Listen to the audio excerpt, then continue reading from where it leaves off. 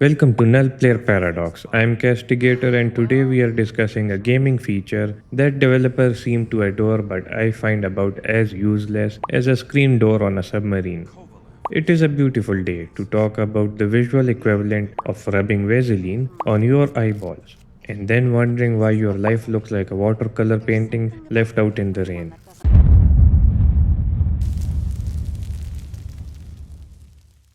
Motion blur is a fascinating irony of modern rendering. We spend thousands of dollars on high resolution, high refresh rate monitors just to toggle a setting that turns our expensive, pixel perfect worlds into a digital smudge that looks like a cat sneezed on the lens.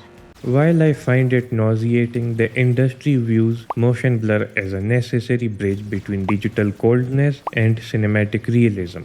The old school camera motion blur was a blunt instrument. It smeared the entire screen whenever you moved the mouse, usually as a frantic attempt to hide the fact that the game was struggling to hit 30 frames per second.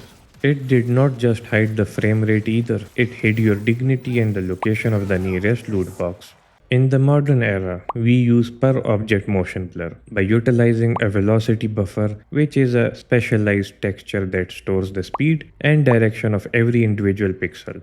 Game engines can blur a swinging sword while keeping the background sharp. It is basically the game engine saying it knows exactly how to ruin your vision with mathematical precision. There is also temporal integration, where most modern blur is often baked into temporal anti-aliasing or TAA for short. By jittering samples over time and blending frames, the engine uses calculated blur to resolve fine details that would otherwise look like jagged, shimmering meshes. It is the digital version of squinting at a person you do not recognize until they look vaguely familiar. The logic is that without a calculated amount of blur, digital motion feels sterile or wrong. A game at 60 FPS can actually look more jittery than a 24 FPS film because it lacks the natural temporal consistency our brains expect. However, this realism is not free. Even if the performance hit was dropped to a negligible 1 to 3% decrease on modern hardware, you are still technically paying a tax on your compute shaders to make the game look worse.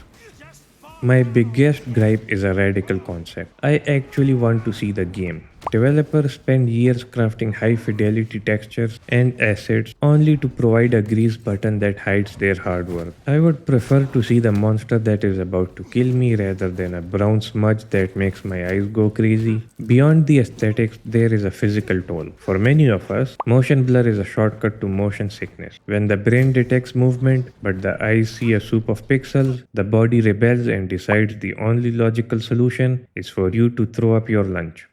It is a remarkable design achievement to create a visual feature that physically prevents people from playing your game.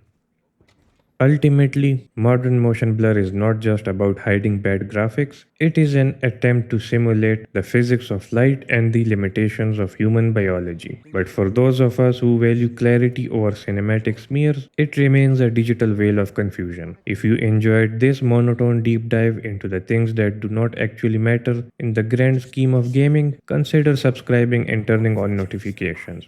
It helps the channel more than you know and ensures you will not miss my next calm rant. Thank you for spending your time with me today. Keep watching and keep gaming. Thanks for watching. If you liked what you saw, don't forget to like the video, comment or subscribe for more. It really helps the channel out and I truly appreciate it a lot.